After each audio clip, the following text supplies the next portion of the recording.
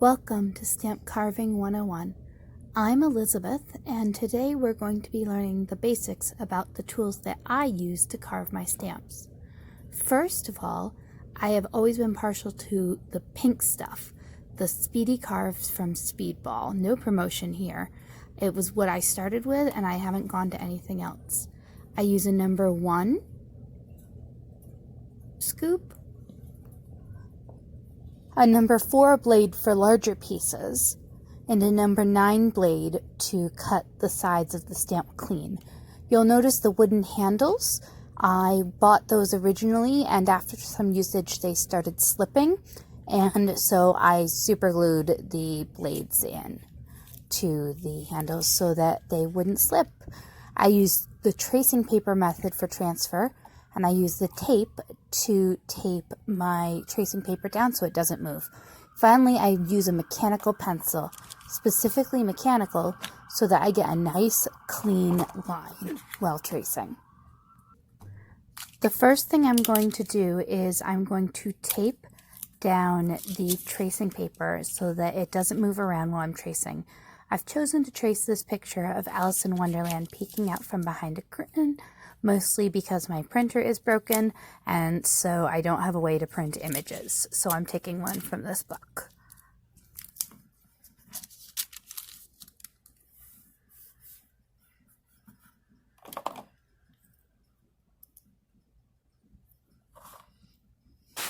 When I am tracing, my goal is to have nice clean lines, but at the same time to leave as much graphite on the paper as I can, so that it transfers over easily when I rub the stamp onto my carving rubber. Unfortunately, I did not notice the shadow caused by my hand until after I was done tracing, but when I pull my hand away, you'll see that the image looks very close to, but probably not precisely the same as the image that is on the book. This is okay because I don't need a perfect rendering of the drawing. I just need something that is close enough so that I can see where all of the pieces are when I am carving my stamp. You will note that while the most of her body is just a simple line drawing, her shoes are colored in, so I need to leave some rubber there so that you can see the shoe.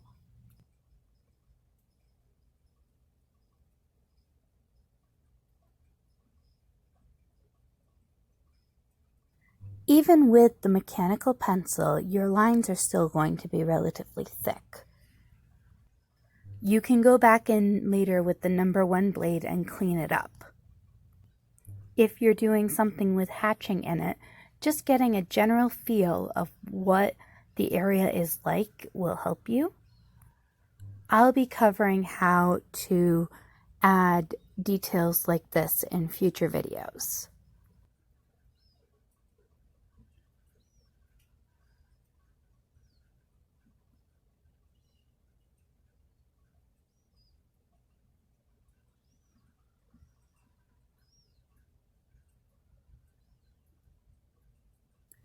Now it's time for the piece to be removed from the original drawing. Unfortunately, I did not think this through properly, and a small portion of the book got torn as I pulled it off. At this point, the book is completely duct taped together, so while it is very sad, I will have to do. It's time for me to get my piece of carving rubber and get started. I've zoomed in so you can see the detail of the transfer. First, I'm going to overlay the tracing paper on top of the rubber and then press it down onto one spot that's going to hold the tracing paper in place so it doesn't move around and smear. Then I use my fingernail to rub the graphite onto the rubber.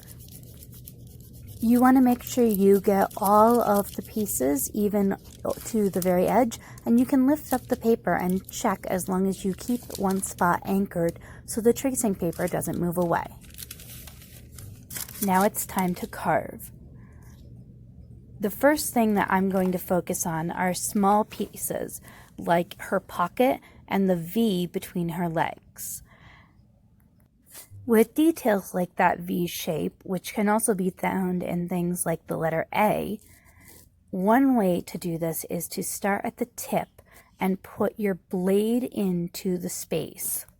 Then move away from that tip and scoop up as you go, lifting the rubber out of the space that you're carving. As I'm carving, pay attention to how it will appear that I'm going over the same place multiple times. My goal in this is to get a cleaner edge that is a thinner line.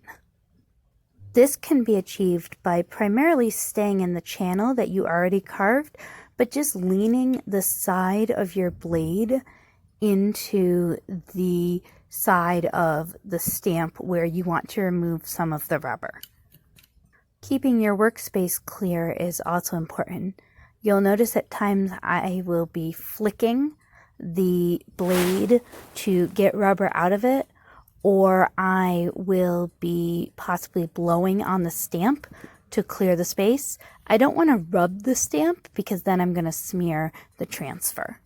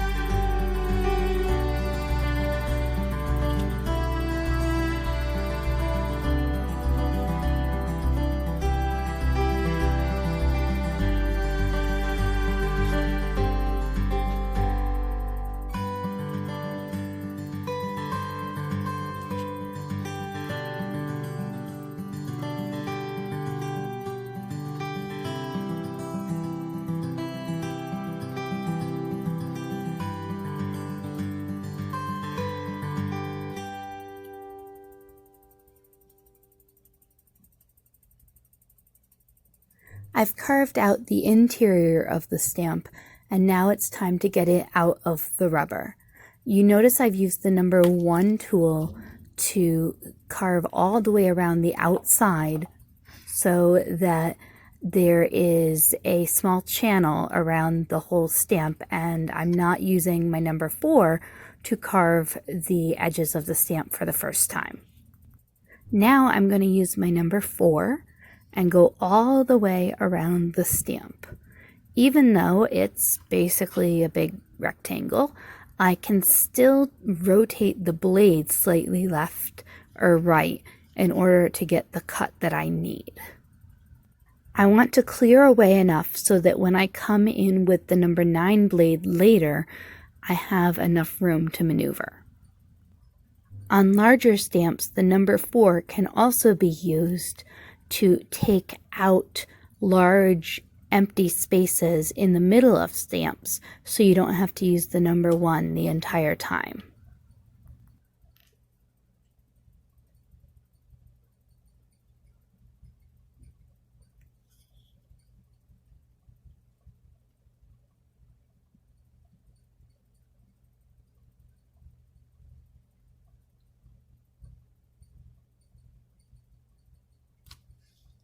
You can see here how I've carved all the way around the stamp, but now I'm going back in to clean away some of the excess rubber so that when I come in with my number 9 blade, I'll be able to get a better angle.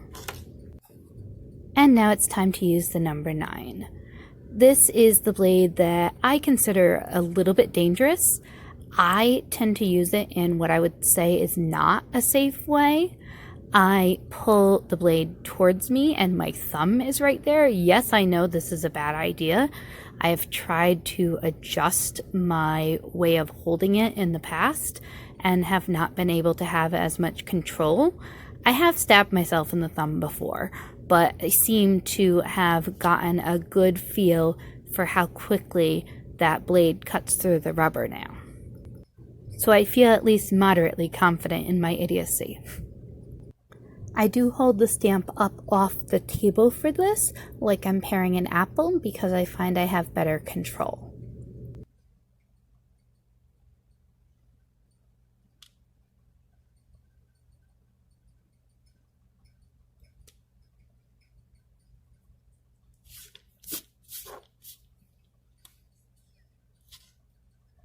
And now it's time to stamp the stamp for the first time.